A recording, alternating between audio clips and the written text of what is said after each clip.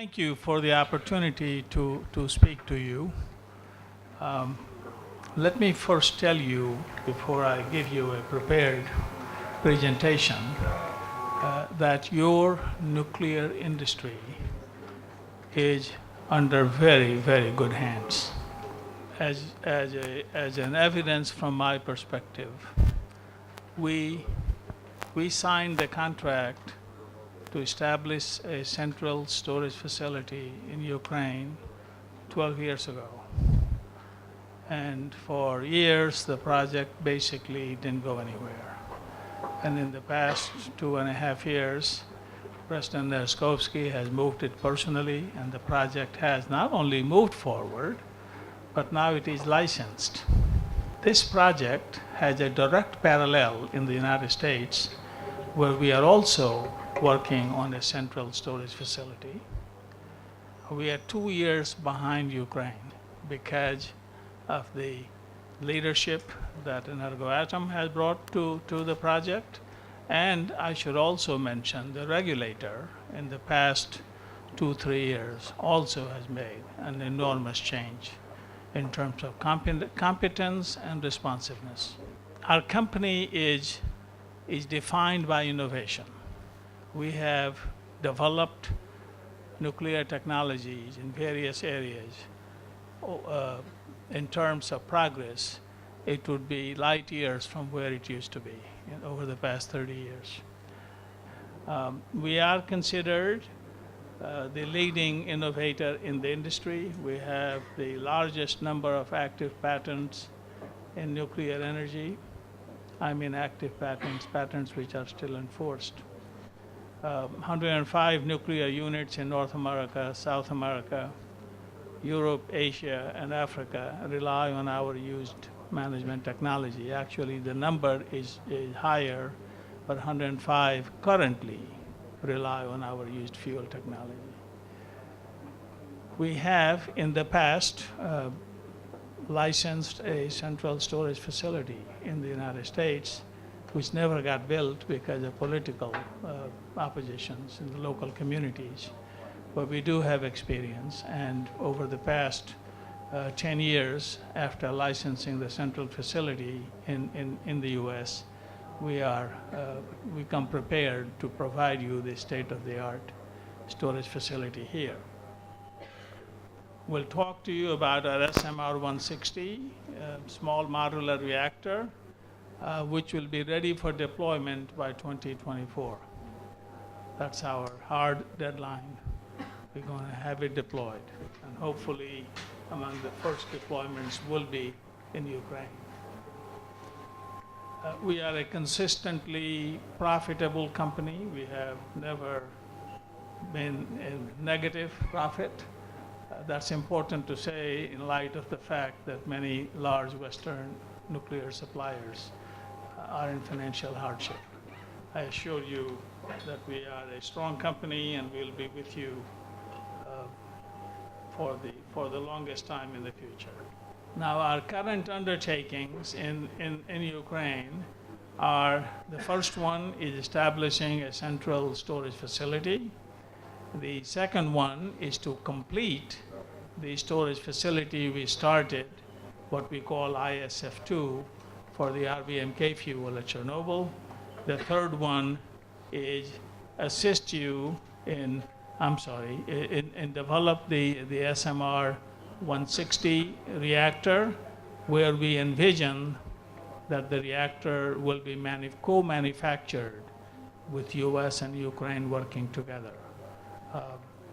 We have, as you heard before, we have an alliance with Turboatom, and our goal is that we will build domestic nuclear manufacturing capability along with the ones that we have in the United States. So we don't look to your country as a supplier of reactor. We look at you as a partner in our reactor program. And the fourth item, which is to support you in your ongoing reactor maintenance, improvements, and so on. Improvements related to Fukushima and any other issues and problems that may arise. And also, by the way, to deal with cracks, if there may be any, to provide solutions for them. So these are our current engagements with you. Okay, let me speak to you about the central storage facility. The innovations we have made here. The fuel will be packaged in canisters. We call them multi-purpose canisters. Each canister is basically a transportable unit. For VVER 1000 fuel, the canister we have designed has a capacity of 31 fuel assemblies, which is about 150% more than any peer canister available in the world. So you're going to have the largest capacity canister for VVER fuel, roughly twice the capacity they use in the Russian Federation. So you'll beat them on this score. And the same comment applies to VVER 440 reactor, where we have 85 fuel assembly canister. We have introduced in Ukraine, and many countries have followed you, what is known as the double wall canister. It's like a double hull ship.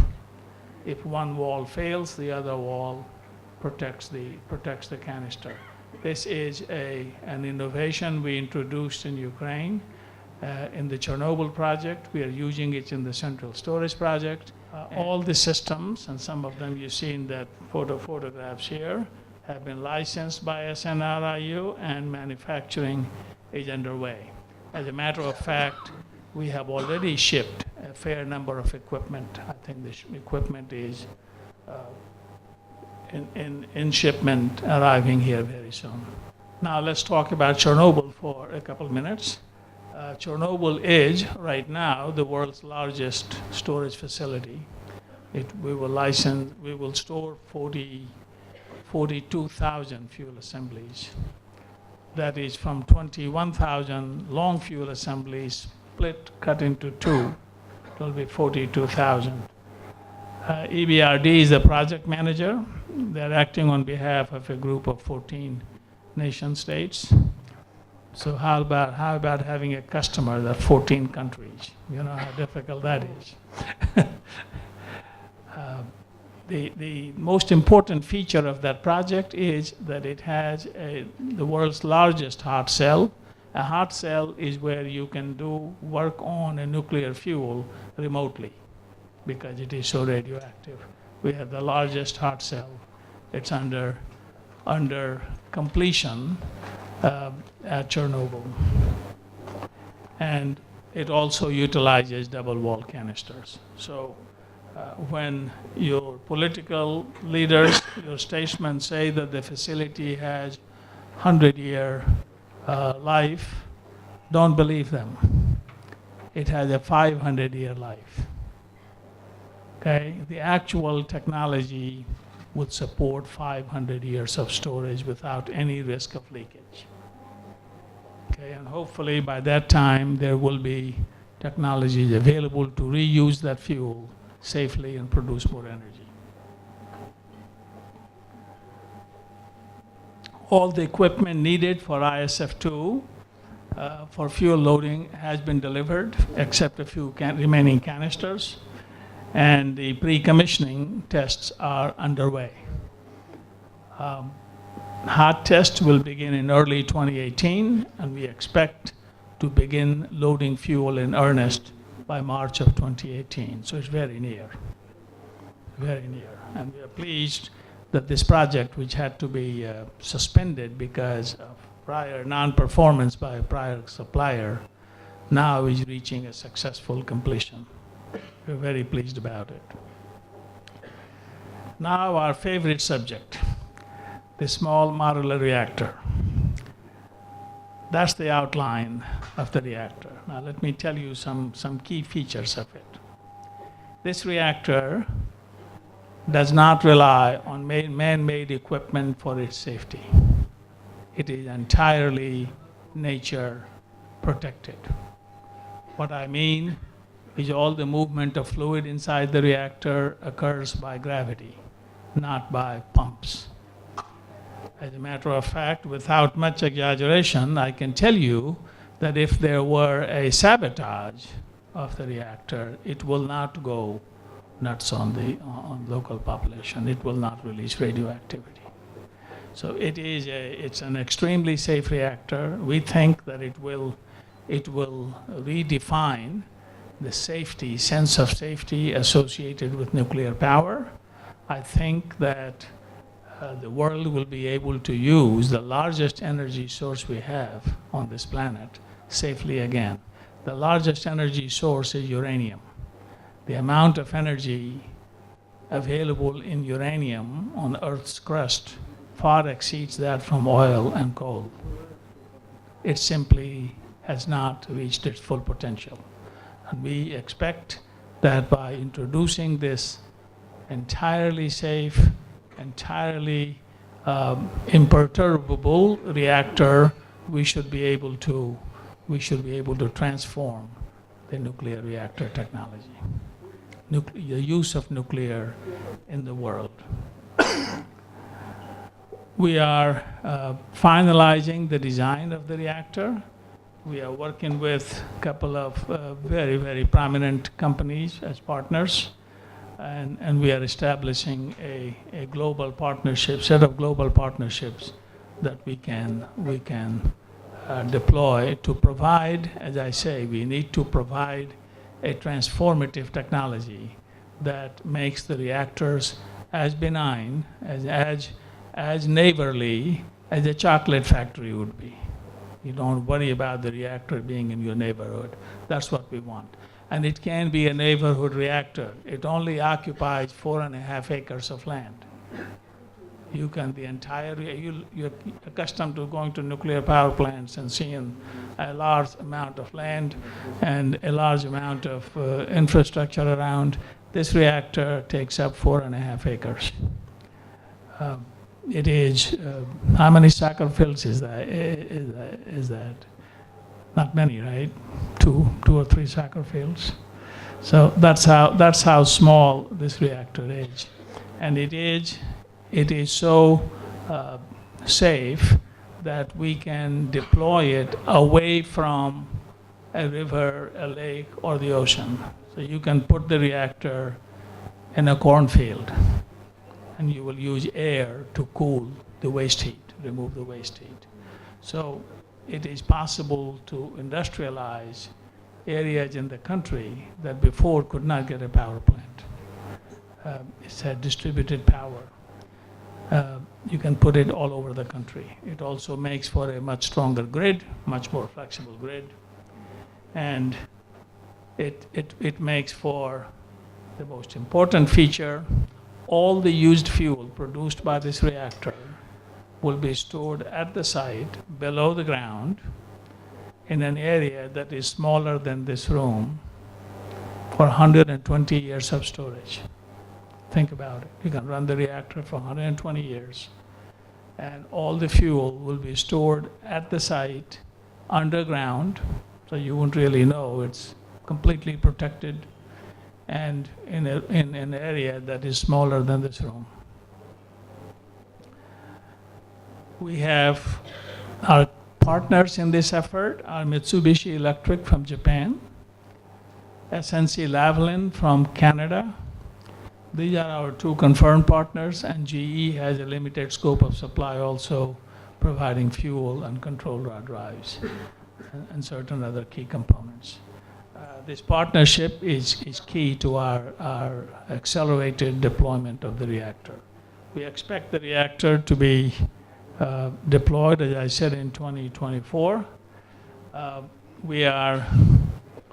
Major program elements are underway now. The licensing documents are being completed. Fabrication and test facilities are also being built, and I'm gratified to tell you that Mr. Nerskovsky will represent Energoatom and the country of Ukraine in our advisory committee, which has some of the most noted experts from all around the world. They participate in it every 6 months. We have a critical review meeting where our invited experts critique the technology, ask questions, offer suggestions. So he has graciously agreed to join, and we are very grateful for that.